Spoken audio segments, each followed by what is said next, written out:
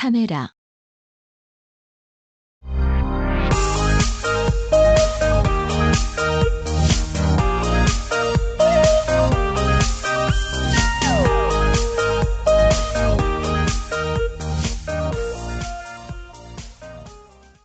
일. 객관.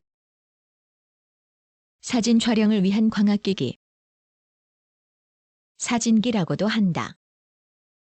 흔히 말하는 사진뿐만 아니라 보도사진, 상업사진, 건축사진 등의 분야 또는 현미경 사진, 렌트겐 사진, 항공사진, 천체사진 등 의학이나 공업, 학술의 광범위한 분야에 걸쳐 사용된다. 개원은 카메라 오브스큐라라고 생각된다. 카메라 오브스큐라의 원형은 어두운 방의 지붕, 벽문 등의 작은 구멍을 뚫고 그 반대쪽 벽에 외부의 풍경을 투사시키거나 일식을 조사하는 데 이용한 것으로 추정된다. 그것이 몇 사람이 이동시킬 수 있는 형태로 변하여 적당한 장소에 설치해서 내부에서 경치를 관찰할 수 있게 되고 다시 한 사람이 운반할 수 있는 소형의 것으로 변하여 카메라에 가까운 모양으로 발전하였다. 이 카메라 오브스큐라는 레오나르도 다빈치가 고안하였다고도 하나 사진사 학자인 H. 게른샤임의 설명에 의하면 영국의 알베이컨이 카메라 오브스큐라의 원리를 알고 있었을 뿐만 아니라 그것으로 일식, 경치를 관찰하였다고 한다. 그러나 원리는 베이컨보다 20년 전에 발견되었다는 기록도 있다. 레오나르도 다빈치보다 늦게 이탈리아 물리학자 지디 포르타가 1558년 자연의 마술 메이지어 네처 앨리스이라는 저서에서 카메라 오브스큐라를 그림을 그리는 도구로 사용할 것을 권하고 있다. 이것은 당시 잘 알려진 저서였고 레오나르도 다빈치의 노트가 그가 죽은 후 3세기 정도 묻혀 있었으므로 포르타를 카메라 옵스큐라의 발명자로 생각했던 시대도 있었다.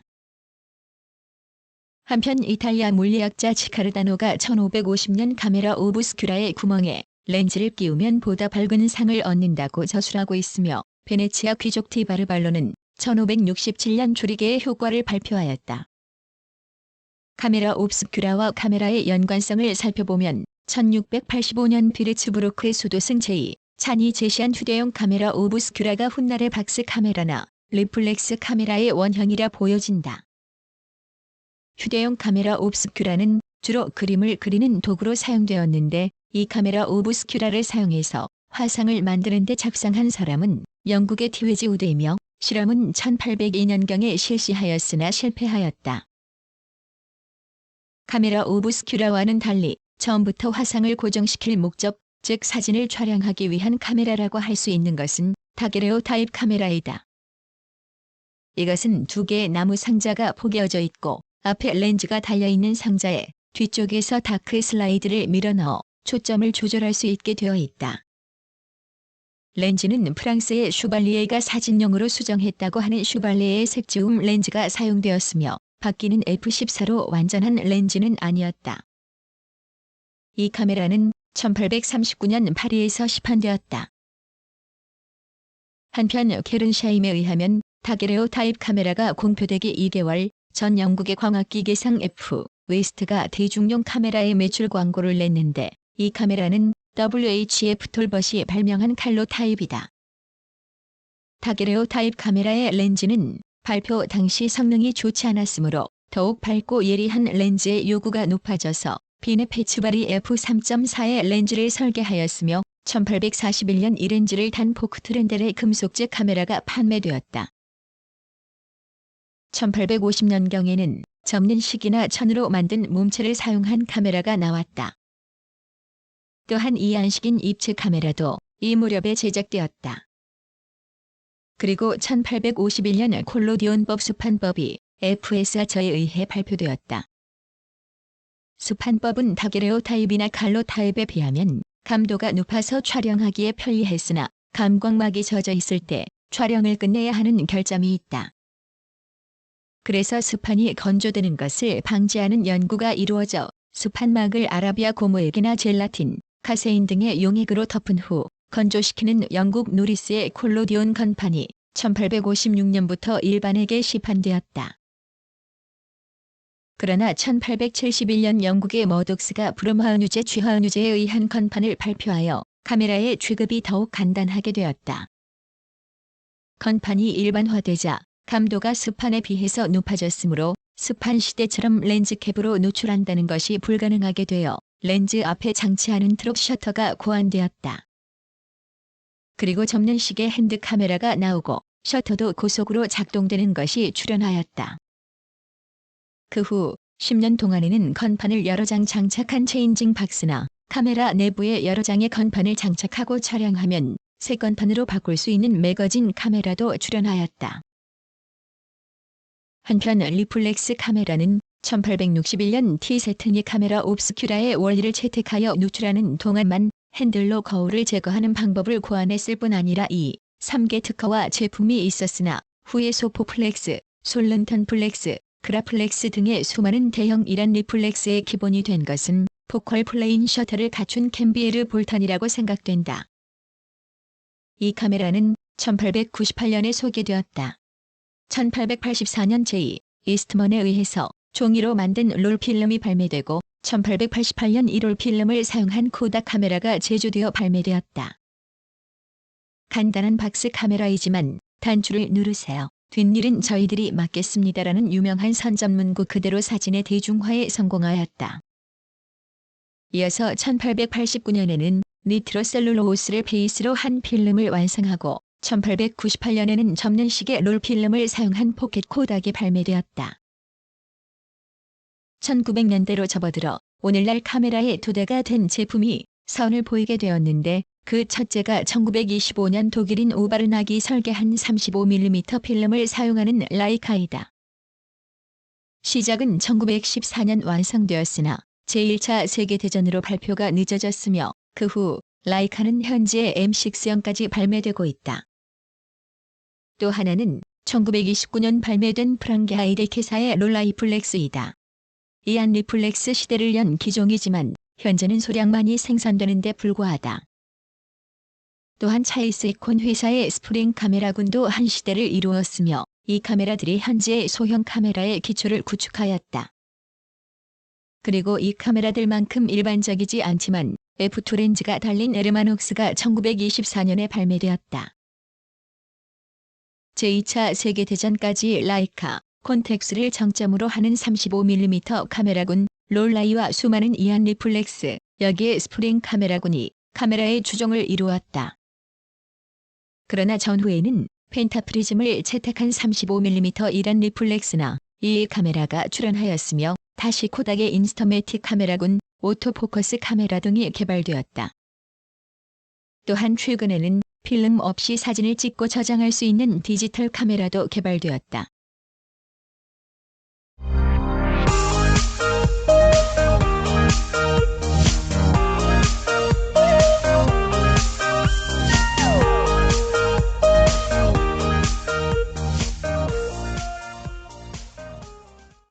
이 원리와 구성. 카메라는 피사체를 렌즈를 통해서 감광 재료를 결상시키는데 렌즈와 필름 사이를 어두운 방으로 할 필요가 있으며 어둠 상자 구실을 하는 몸체에 렌즈를 장치하고 필름을 장전할 수 있는 구조로 되어 있다. 이것만 있어도 촬영을 할 수는 있으나 현재는 필름 감도가 높으므로 조리개와 잠시 동안만 빛을 통과시키는 셔터, 촬영 범위를 알기 위한 파인더, 거기에 롤 필름을 감는 장치가 첨가되어 있다. 이 밖에 촬영을 편리하게 하고 실패를 방지하는 기구로서 노출계와 각종 자동기구가 필요에 따라 장치되어 있다. 카메라 몸체는 카메라의 종류에 따라 필요한 형태로 제작되고 주로 경합금 다이캐스트제로 간혹 합성 소지제도 있다. 또 카메라에 따라서는 스테인리스 프레스로 성형한 것도 볼 수 있다. 옛날에는 나무로 만든 몸체나 프레스에서도 철판을 재료로 사용하였으나 최근에는 특수한 카메라 외에는 찾아볼 수 없다. 또 대형 카메라에서는 렌즈 부분과 후면 부분 중간에 가죽이나 인조 가죽으로 만든 주름 상자를 사용하였다.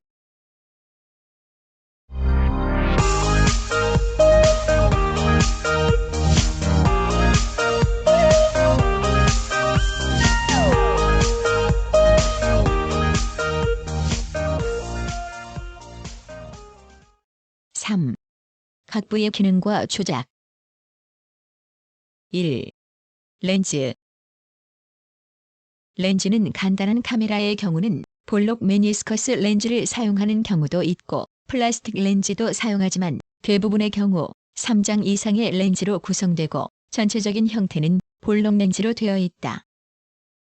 이것은 필요한 범위 전체에 필요한 상을 맺게 하고 렌즈를 가급적 밝게 하면서도 중심부와 주변부의 바퀴를 균일하게 하며 또한 화상이 비뚤어지지 않아야 된다는 요구를 충족시키기 위한 것으로 일장의 렌즈만 가지고는 만족할 만한 결과를 얻을 수 없기 때문에 그 렌즈는 성질이 서로 다른 광학 렌즈를 짝지어 각각의 렌즈가 구성되어 있다.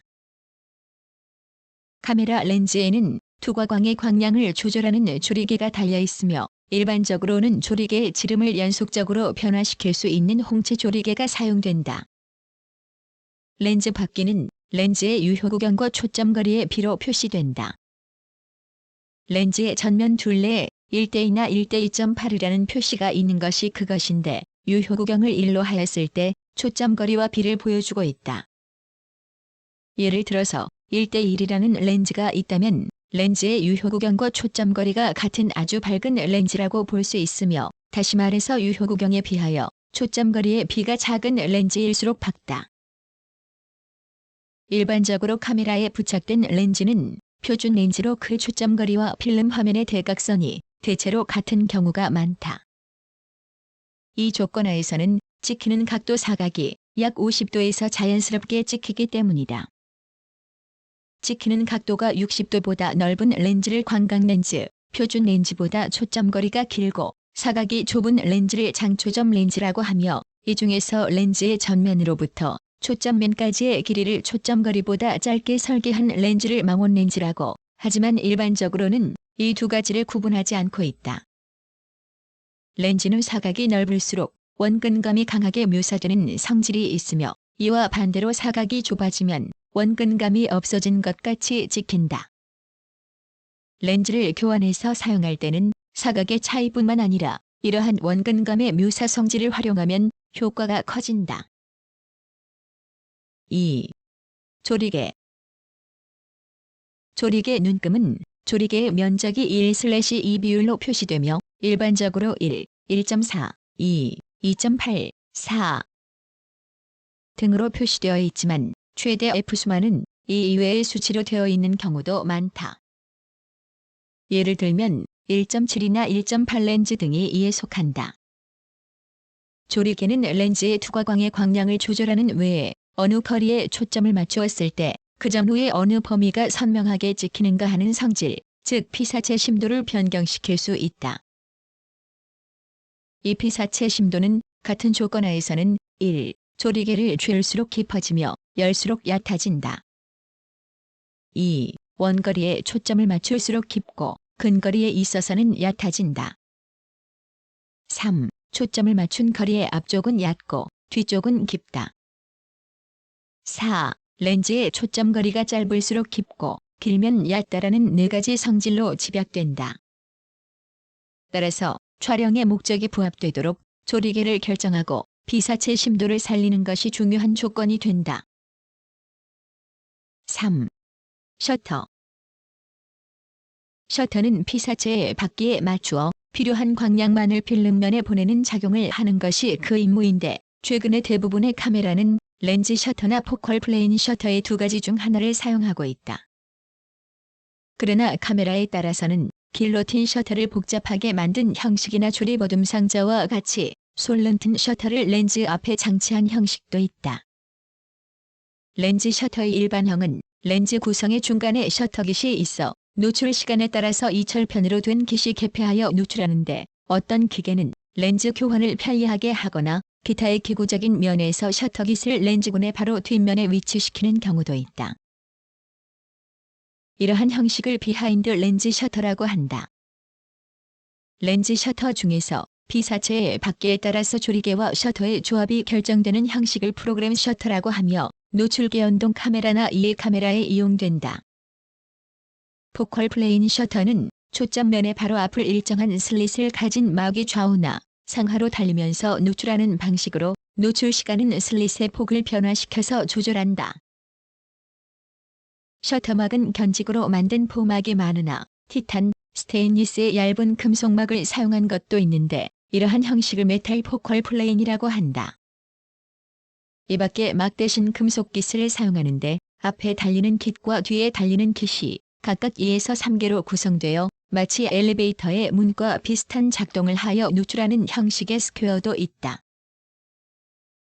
현재 포컬 플레인 셔터는 막이 선막과 후막으로 나누어져 있으며 필름을 감으면 슬립불을 닫고 감겨지는데 셔터 버튼을 누르면 먼저 선막이 달리고 셔터 속도에 따라 후막이 뒤를 이어 달리는 구조를 취하고 있다.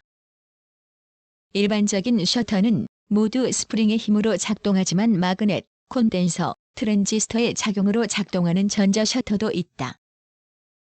대개의 셔터에는 스트로보나 섬건 전구와 동조 촬영을 할 수 있게 싱크로 접점이 내장되어 있다. 스트로보와 섬광 전구와는 전류가 통하고 나서 최대 광량에 도달하는 시간이 각각 다르므로 여기에 맞추어서 셔터 완전 개방 때 접점이 붙는 X접점, M접점, FP접점 등이 있다. 최근에는 스트로보가 많이 보급되어 일반화되었기 때문에 X접점만 있고 다른 것은 생략한 셔터가 많아졌다. 4. 파인더. 파인더는 카메라의 촬영 범위를 알기 위한 기구로서 그 종류가 대단히 많다. 그 중에서 일반적인 것은 35mm 이란 리플렉스의 펜타프리즘 파인더, 이안 리플렉스이나 6곱하기6판의 이란 리플렉스에서 볼 수 있는 리플렉스형 파인더, 35mm 카메라나 하프 사이즈 카메라에서 많이 볼 수 있는 옵티컬 파인더 등이 있다. 1954년 독일 라이카가 채택한 이후 대부분의 옵티컬 파인더는 시야 내의 프레임 라인이 보이는 형식을 취했으며 거리계 연동식에서는 파인더의 시야 중앙에 거리계의 이중상이 보이는 소위 이중상 합치식 파인더가 많아졌다. 이런 리플렉스 파인더 이외에서는 촬영 렌즈와 파인더의 위치가 약간 틀리기 때문에 촬영 거리가 가까워지면 시차가 생겨서 파인더에서 보이던 부분이 실제로는 찍히지 않는 경우가 있다. 오늘날 이러한 형의 대부분의 카메라는 이 결점이 나오지 않도록 촬영 거리에 따라서 시차를 자동적으로 수정해주는 패럴럭스 기능이 있거나 그렇지 못하면 적어도 근거리용의 시차 수정 마크가 파인더 내에서 플레임으로 보이게 만든 것이 많다. 5. 노출계.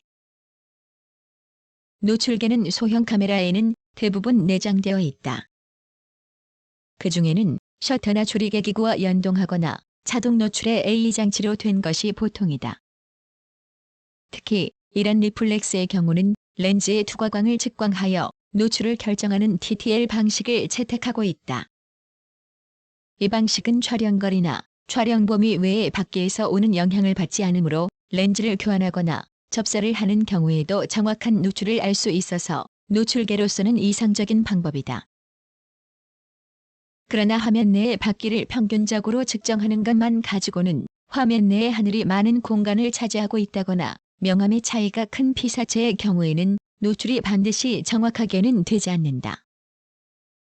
이 결점을 피하기 위하여 수동 노출 보정 장치를 달고 제조회사들은 측광 방식을 많이 연구하고 있으며 대부분은 화면의 중심의 아래쪽으로 올수록 측광률이 높아지는 중앙중점 측광 방식을 취하고 있다.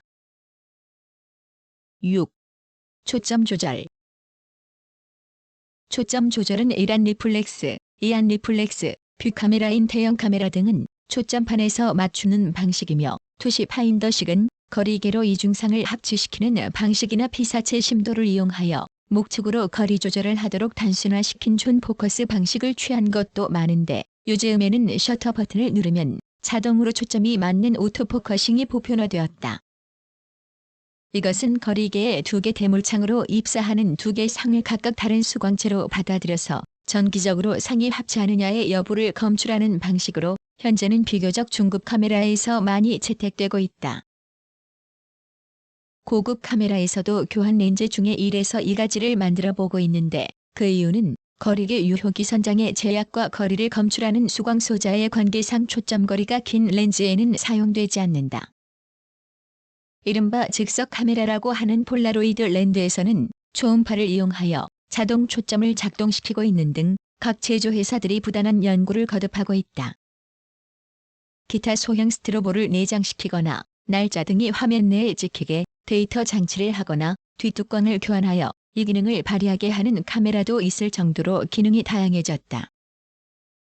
전자공학의 발달은 카메라 메커니즘의 발달과 직결되는 것으로서 컴퓨터의 기억장치 같은 것이 카메라에 도입되기 시작한 지 이미 오래이며 렌즈 설계의 계산을 도와줌으로써 렌즈 발달은 속도가 매우 빨라졌다.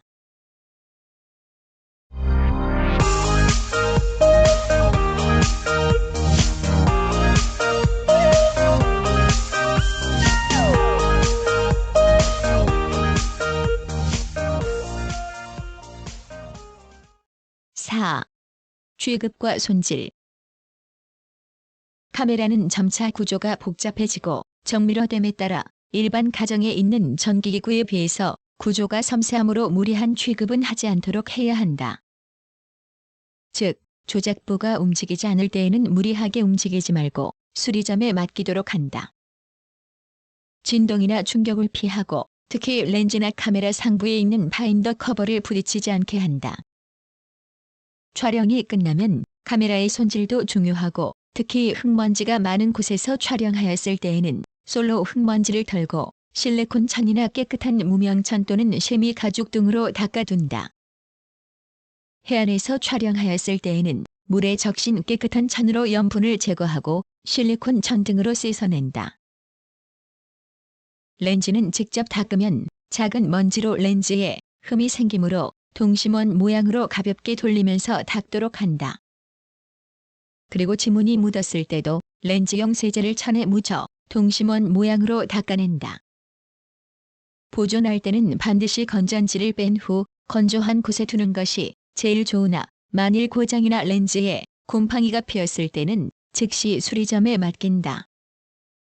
보존하는 동안에도 1개월에 한 번 정도로 꺼내어 몇 번이고 셔터를 눌러 확실하게 작동하는가를 살핀다.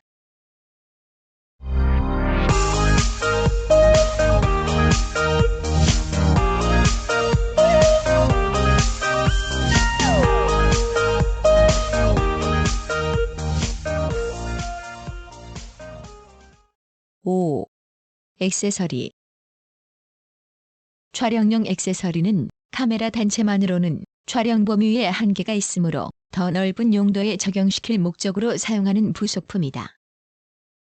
액세서리 중에서 렌즈 후드는 렌즈에 차양 구실을 하는 것으로 직사광이 직접 렌즈에 닿으면 화상의 선명도가 떨어지는 원인이 되며 또 심할 때는 고스트 이미지가 생기므로 이것을 방지하기 위해 사용한다. 따라서 렌즈 후드는 가급적 깊은 것이 좋지만 제조회사가 지정한 것을 사용하지 않으면 화면의 한쪽이 비거나 찍히지 않는 경우도 있다. 필터는 어떤 일정한 파장보다 짧은 파장의 빛만을 흡수하고 장파광을 투과하는 성질의 UV, 노란색, 오렌지색, 빨간색 필터와 단파장의 일부인 적색광의 일부를 흡수하는 황록색, 녹색 필터가 있다. 일반적으로는 Y1과 Y3 또는 O 필터가 있으면 충분하다.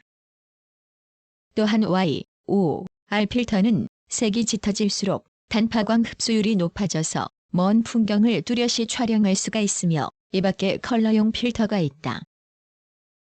슬로 셔터를 누르거나 망원 렌즈 중에서도 특히 초점거리가 긴 렌즈를 사용할 때는 카메라가 흔들리는 것을 방지하기 위해 삼각대가 필요하며 이것을 사용하면 자동 셔터에 의한 기념 촬영도 할 수 있다. 삼각대는 사용하는 카메라에 따라 다르지만 될 수 있는 한 원통형이 좋다. 삼각대를 사용할 때는 케이블 릴리즈를 사용한다. 비사체가 어두워서 촬영하기 곤란할 때는 스트로보나 플래시 발광기와 삼광 전구를 조합시키면 자유롭게 촬영할 수 있다. 자주 사용할 필요가 있으면 되풀이 사용할 수 있는 스트로보가 편리하다. 그리고 실내 촬영에는 조명용으로 플러드 램프와 코드를 두 쌍 갖추면 조명을 비교적 자유롭게 할 수 있다. 플러드 램프에는 여러 종류의 와트수가 있으나 가정에서 사용할 때에는 500W는 되어야 카메라를 손으로 들고 다니며 찍을 수 있다. 이런 리플렉스는 카메라만으로도 50cm 정도까지 접근해서 촬영할 수 있으나 그보다 더 접근해서 촬영하려면 접사용의 부속품이 필요해진다. 이것에는 어태치먼트 렌즈나 클로즈업 렌즈라고 하는 접사용 보조 렌즈, 렌즈와 몸체 사이에 끼워서 사용하는 중갈링, 어둠 상자 장치 등이 있다. 때로 접사할 정도라면 어태치먼트 렌즈가 접사한다고 해도 노출을 증가하지 않아도 되므로 편리하며, 본격적인 접사를 하려면 중갈링보다는 접사용으로 만든 마이크로 렌즈를 사용하면 간단히 실물 크기까지의 접사를 할 수 있다. 이 밖에 카메라에 노출계가 내장되어 있지 않을 때에는 단체에 노출계가 있고 카메라 손질을 위한 블로어, 브러쉬를 준비한다.